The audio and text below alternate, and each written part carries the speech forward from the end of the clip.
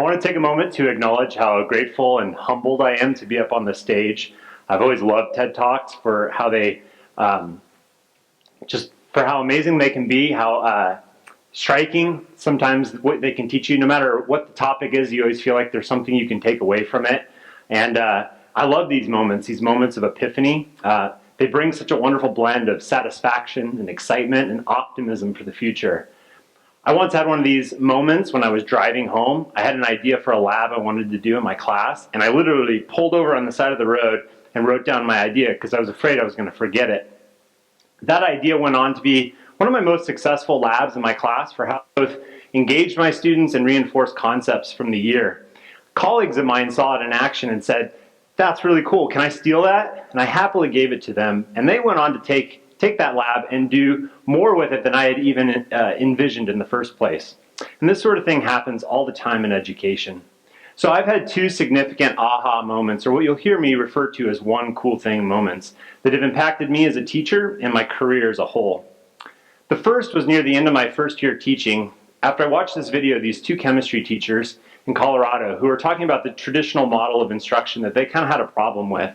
You know the model. Teacher stands at the front of the room, lectures, students take notes, a little bit of class time at the end is for the practice, but ultimately students go home with homework and are doing the more difficult stuff. The problem that they had with this is that the students were doing the hardest part when the best person to support them with that learning, the teacher, wasn't there. So they created the flipped classroom where the teachers created videos and the students watched those videos at home and were exposed to the content. And then that freed up class time for the real learning, the practice and application of that content. And now they could go deeper with that content and help fill in the gaps in the students' learning. This struck me because at the time, 70% of my students, many of whom were English language learners, would not do the homework. There were so many standards that I had to get through that I was spending massive amounts of time just delivering content. And my students were bored. I was bored. And so after watching this video, it completely changed my approach to teaching. And my greatest strength as a teacher is helping students understand the content, not just fill their minds with facts. So the result after I made the switch, homework, participation, engagement, grades, even test scores, they all went up. And we all just had more fun. We got to do more science. And this ultimately evolved into this idea of a blended model, kind of seamlessly weaving the physical and the digital. And I was really starting to think critically about everything I was doing and really asking what's best for students and how could I get the most out of the time I had with them. The second one cool thing moment came 5 years later. I was at a new school with really high achieving students, but they were missing the joy of learning. They were too focused on grades.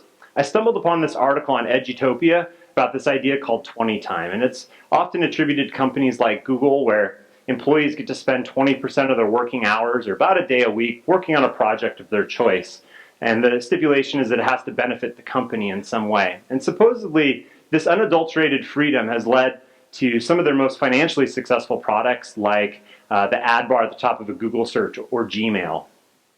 Educators latched onto this idea and started giving their students 20% of class time to work on their own passion projects.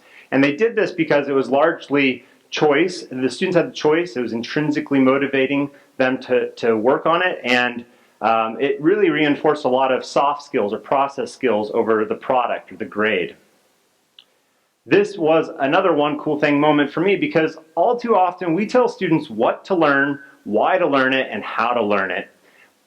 And in fact, my students were really good at playing that game. But kids aren't in school forever, and they're going to have to make those choices on their own when they're adults. And we should really be training students or teaching students in a way that will prepare them for being lifelong learners. In his book and TED Talk, Dan Pink describes how greater engagement and productivity comes when people have autonomy to choose their path, take on challenging topics, and gain mastery, and have a purpose that guides them. I'd argue that in the context of education, this is what authentic learning looks like.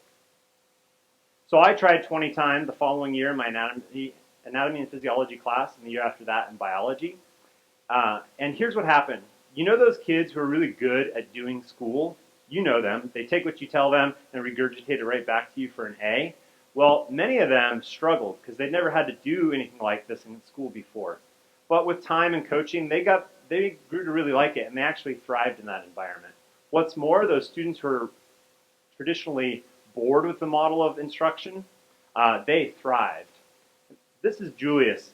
He was a classic and self-identified class clown. I remember him looking at me in disbelief when I told him he could spend his project working on his idea for a music production business he was forming. Because I saw some really valuable life skills that he could gain from the process. Halfway through the project, I remember commenting on his blog. I said, don't take this the wrong way, but you're way more capable than you lead on in class. At his graduation, he spoke of how 20 time was the first time he felt he could focus and explore his passions in class. He went on to say that this assignment was more than a final project for a junior class. It was the catalyst to help me discover what I wanted to do with my life. So I've taken some important lessons from this experience as a teacher. First is that how and where we learn is changing, and much of what we learn comes from digital sources. Ask any kid how they learn something on their own. They'll probably tell you, YouTube it, right? I've learned how to fix things in my house by watching YouTube. It used to be that we as teachers were the source and disseminators of information. But now you might find a better explanation watching a TED Talk on YouTube, or listening to a podcast interview with an expert, or maybe reading an eyewitness account on a blog post. In a world full of information, often at our fingertips, the role of the teacher, more than ever, is to help students and guide them and help them decipher that information, the guide on the side. The next is that it's not just watching video, it's really a blend of access to the physical and digital content, and then applying it in collaborative and authentic applications, and creating something with that newfound learning. Again, the teacher's role is to be facilitator here, the guide on the side, not the sage on the stage. The third is that people work harder and accomplish more when they have autonomy, mastery, and purpose. Students want to learn when they have something that they are working towards. So this year I stepped into the role as TOSA, or Teacher on Special Assignment, serving as an instructional coach for my district. My purpose is to support teachers with all things instruction, including the use of instructional technology. This, in and of itself, is a bit overwhelming and ambiguous because teachers, like our students, have all kinds of different needs. So the first issue is, how could I first identify all those needs, and then second, honestly begin to help nearly 200 different teachers. I started observing in classes, talking to teachers, and every time I was just amazed by how many great things they were doing for their students. And I just thought, man, if only we could get them to see each other, imagine what they could do with this. But here's the thing about teaching, if you don't already know it, it can be pretty lonely. As teachers, we can be siloed in our classroom, world, consumed by grading, planning, prep, email, so many different things. Some teachers are really good at sharing despite that limiting time, but oftentimes they're so busy, don't have time or a structure in place to do that. Burnout is a major issue in teaching. A recent study from the Learning Policy Institute found that dissatisfaction was a leading cause in teachers leaving the profession.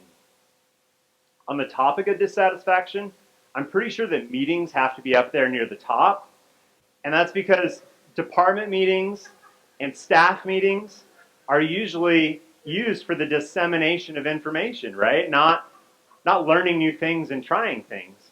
So how am I supposed to help teachers learn new things when there's very little time to do so, and they're so burnt out that they don't have the mental bandwidth to do such a thing? It's the same problem I was actually encountering my first year teaching. Time is not being used wisely. So I found this little used hashtag on Twitter called One Cool Thing, and another aha moment really hit me. Hey, we've all had those moments where we see somebody do something and say, that's so cool, I gotta try that. Like my colleagues who saw my lab in action, or that video I saw of those chem teachers. And suddenly all those ideas that influenced me as a teacher circled right back into my role as a TOSA. And I realized that these same lessons apply to teachers as much as they do to students. So this is One Cool Thing. One Cool Thing is born of these ideas and is something we can all do. One Cool Thing is about sharing the cool things that we do that make a difference in our students' lives and give them a better education. One Cool Thing is about seeking out new ideas in hopes of having more aha moments, being open to the idea of evolving what we do, or maybe flipping it entirely on its head. One Cool Thing is about innovation, finding ways to enhance or even transform what we do. What's missing is the environment for our teachers to do this. And I think we can rethink professional development. Let's create a model of PD with the purpose of creating a culture of collaboration and innovation. A model where we regularly expose teachers to new ideas and then give them time to run with them. A model of PD free of top-down directives. How do we do this? Well, first we have to have first, we need to identify those needs. We need to have a guiding purpose. As a school, in partnership with our administrators and our community, what are our most pressing needs? Within our departments, what's the biggest problem that we have to address? And as individual teachers, most importantly, what are our greatest weaknesses? What do we need to grow on to be better teachers for our kids? Once we as teachers have our guiding purpose, then we can be on the lookout for better ideas. And it's not that what we're doing is bad, it's just we should always be on the lookout for something better. But remember, teachers are super busy, so we need to be exposed to new ideas within the limited time that we have, and then given the opportunity to apply those when they create a spark. Here are just some ways that I think we can do this. I think the biggest that we have to advocate for is getting teachers into each other's rooms. So we can learn so much just by watching each other. Here's a board where teachers can explicitly invite one another into the classroom and then give each other shout outs when they learn something cool from them. All it takes is 20 minutes on a prep period, and administrators can support this by covering classes or providing sub-release time. We can make it happen, and we really should, because so much can be learned through observation. Using a combination of email and YouTube, websites and social medias to share videos or GIFs is another great way. Twitter is a great way to share with and learn from people all over the globe, right? And using hashtags to help us filter and organize content can really open us to more innovative ideas. And in this way, it's very much a sharing and collaborative environment. Newsletters are another way. Regularly sharing newsletters with themes such as this one on podcasting can give teachers something to think about with some real tangible examples. TOSAs, or instructional coaches, can meet regularly with individuals, and interpersonal skills are still essential in a blended learning model. I've found my one-on-one interactions with colleagues to be some of the most valuable and productive. In this image, this teacher here is learning about a video recording tool that will allow her students to basically have video pen pals with students in Japan. It's hard to make teachers come in on their own time, before school or at lunch, but sometimes just offering some free coffee or some snacks is enough to get them in the door. I've given teachers even the option to join as a Google Hangout from the comfort of their own room and listen while they're prepping for the day or even having their lunch. In fact, we can be innovative about how we have meetings. Teachers can log in from the comfort of their own home, listen, discuss, and learn. Here's a video clip my colleague recorded while doing a Google Hangout for our recent Google Masters cohort meeting. The bottom line is we have to have a differentiated approach to exposing teachers to new ideas.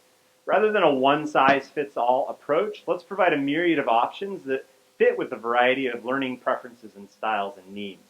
And teachers, trust me, they want this. The third and most critical piece of this is time.